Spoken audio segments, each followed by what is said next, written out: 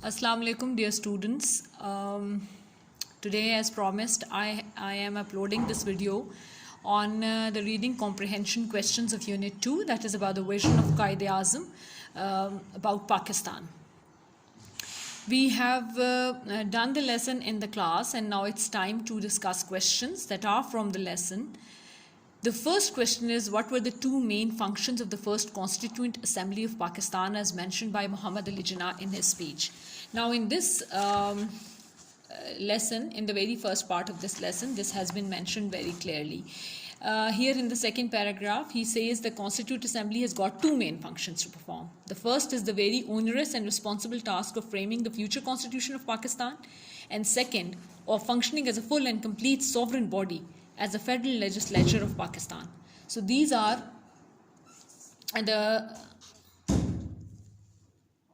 these you can say are the two principles or two tasks or the two functions of the first Constituent Assembly of Pakistan that he mentions. First is that they have to the assembly has to frame future constitution for Pakistan, and second is that they have to function, assembly has to function as a sovereign, complete sovereign body as the federal legislature of Pakistan. These two functions of of Constituent Assembly of Pakistan he mentions. Question number 2 is, what is the unprecedented cyclonic revolution which Quaid-e-Azam has talked about in his speech?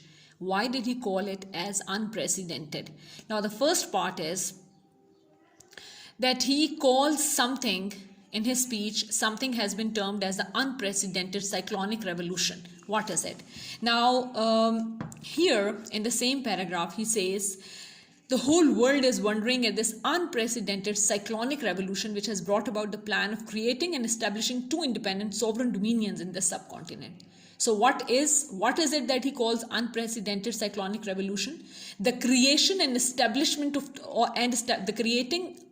creation and establishing of two independent states in this subcontinent. The way subcontinent has been partitioned into two independent sovereign states. This is the unprecedented cyclonic revolution. And then the second part of this question says, why did he call it as unprecedented? What do we mean by unprecedented? Unprecedented is where you cannot find a precedence or a similar event in the past. Any event that has no, you can say, no example from the past, and it is done for the first time. It's a unique happening. So why does he call it a unique happening? Because he says that there is this is here he says there is no parallel in the history of the world, that you do not such kind of partition where a subcontinent has been divided into two independent sovereign states. You do not find any precedence, any example of such partition in the world history. So that is why it is unprecedented. Now the next question says, how did Quaid-e-Azam Muhammad Ali Jinnah express his feelings about bribery, corruption, nepotism, and jobbery? Now these are four evils that he says we have kind of. These are, he calls the curses. These are the ills that Pakistan and India are suffering from. And what are these ills? Bribery, corruption, nepotism, and jobbery. And he says that these things are a kind of poison that can eat away, that can corrode a state and its machinery, and they can. So ek to ye baat hai ki he says that what kind of ills are these? These are curses. These are ills that can corrode the very foundations of a state, of a country. And secondly, he says that these things will not be tolerated, and these things will not be borne by him as the head of a newborn state. And he says that these things would be dealt with an iron hand. So, and there'll be some important measures that are to be taken against these things, because again, as I say, they can corrode the foundations on which a state is built. Next question is, what were Muhammad Ali Jinnah's views about the partition of India? Now, he has given his views on partition of India, and in this paragraph on page 18, the last paragraph, he has given his views in quite a lot of detail, and he says that this was a difficult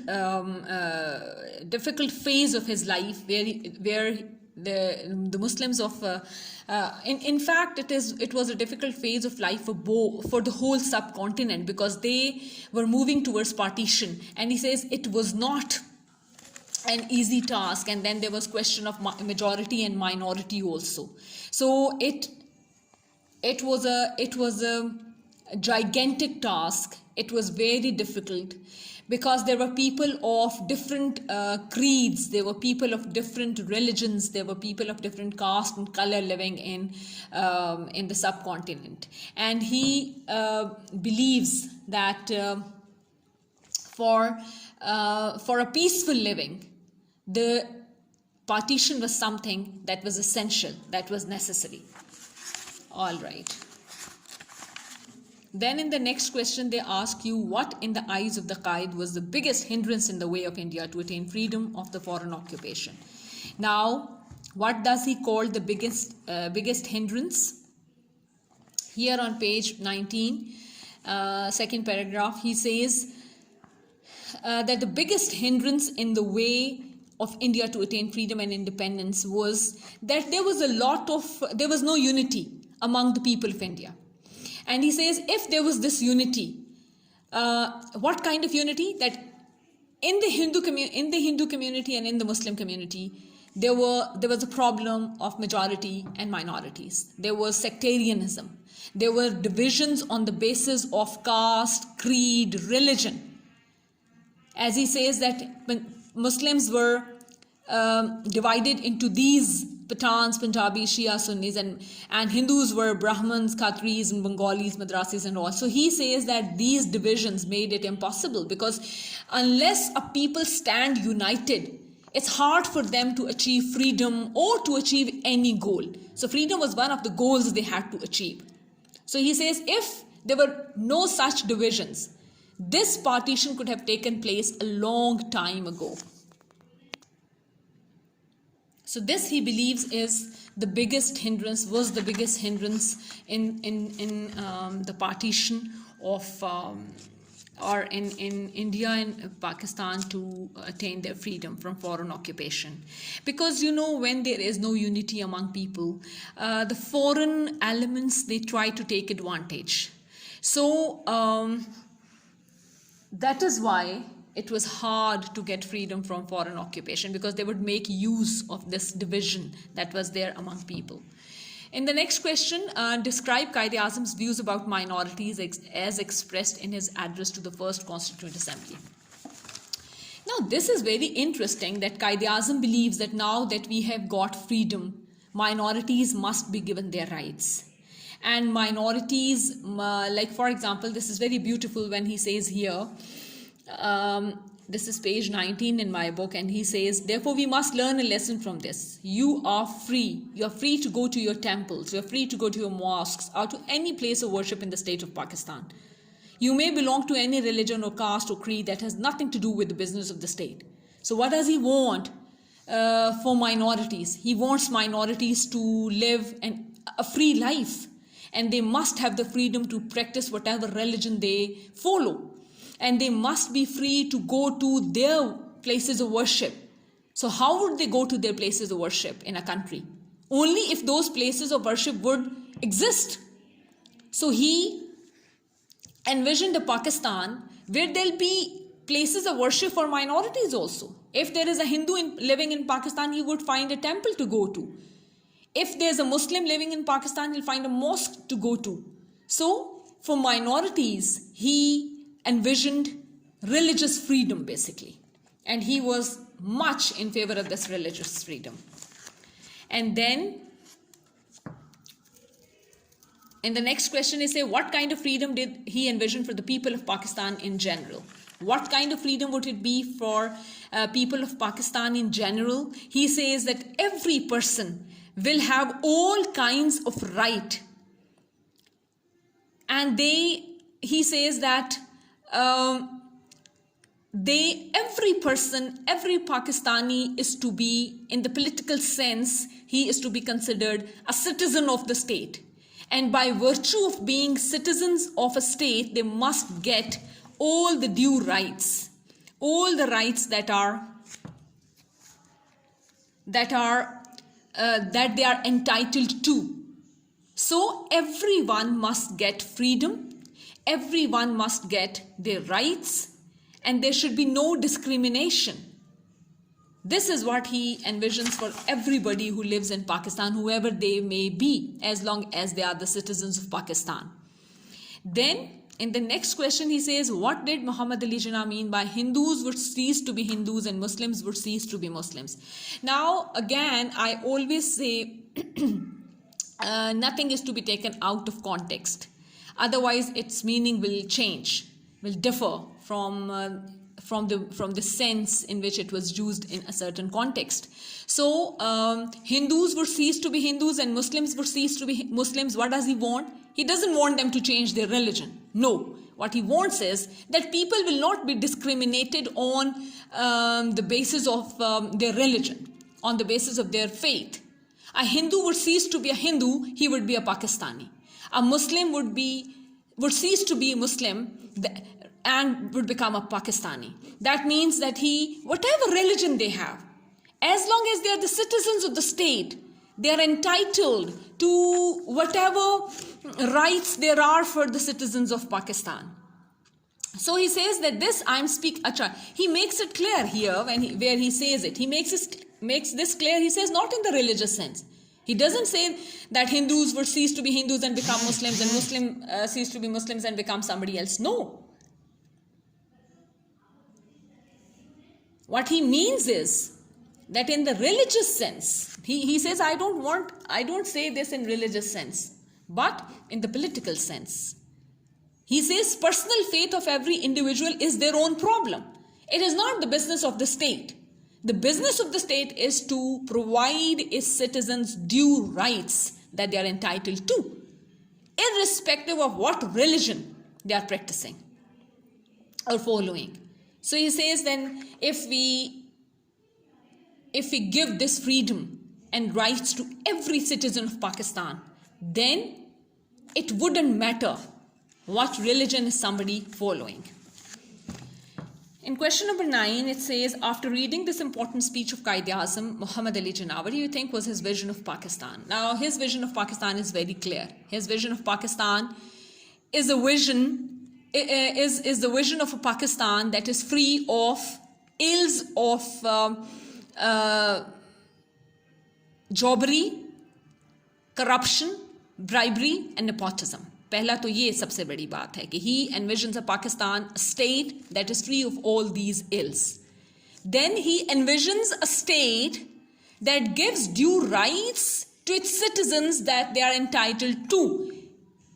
Then and irrespective of what religion or creed or caste they belong to. Then he wants complete religious freedom for minorities. He wants to make it a Pakistan that is safe and secure for minorities and where they can practice their religious faith uninterrupted or without any intervention. Then he wants people of Pakistan to stay united, not to be divided on the basis of color or caste or creed or religion or ethnicity. He doesn't want them to be divided into groups of Punjabis and Sindhis and Pakhtuns and Shias and Sunnis and so on. He wants them to be united under one flag. So these are the things that he wants. This kind of country is the one that he envisions. And then the last question. Read the last paragraph of this speech and state as to what were the guiding principles of Jinnah. Also, elaborate the significance of these principles. Now, what were the guiding principles? He has very clearly in the last paragraph, he has stated these principles. And what are these principles? He says, I shall always be guided by the principles of justice and fair play, without any prejudice or ill will, partiality and favorism. My guiding principle will be justice and complete impartiality. So these are his guiding principles. Now, what are these? How do you elaborate on this? Justice and fair play. He says, he in a way you can say, he revers merit. What does justice and fair play bring? What do they base themselves on? On merit. Well, there'll be nobody who crosses merit or intervenes in merit and occupies a place that he is not entitled to. So when it comes to justice and fair play, what happens? Everybody gets their due place, their due rights, and there are no grievances. Isko ye mil gaya, mujhe nahi mila. No, everybody knows that whatever is happening on merit. Then he wants justice and complete impartiality. कि favouritism ना हो, favouritism ना हो, partiality ना हो, biases ना हो, prejudices ना हो, इल विल्स ना हो. ये भी एक, और मैं आपको बताऊं, ये वो चीज़ें हैं, जस्टिस, फेयर प्ले, इम्पार्शियलिटी, ये वो चीज़ें हैं जो सोसाइटीज़ के अंदर यूनिटी लेकर आती हैं. हम डिवाइड तब होते हैं जब हम महसूस करते हैं कि किसी को अपने राइट से ज़्यादा मिल गया है और हमें हमारा राइट भी नहीं मिला. When there is no justice, when there is foul play, when people get things and positions based on favoritism and partiality, and prejudice prevails, it is then that there is no unity among people. So these were his guiding principles, and this he thought, as a head of a state, I will be guided by these principles, and these principles are going to make Pakistan a great nation. All right, so this was all for these questions. Please try writing complete answers of 40 to 50 words each so that you are well prepared for your exam. Thank you very much.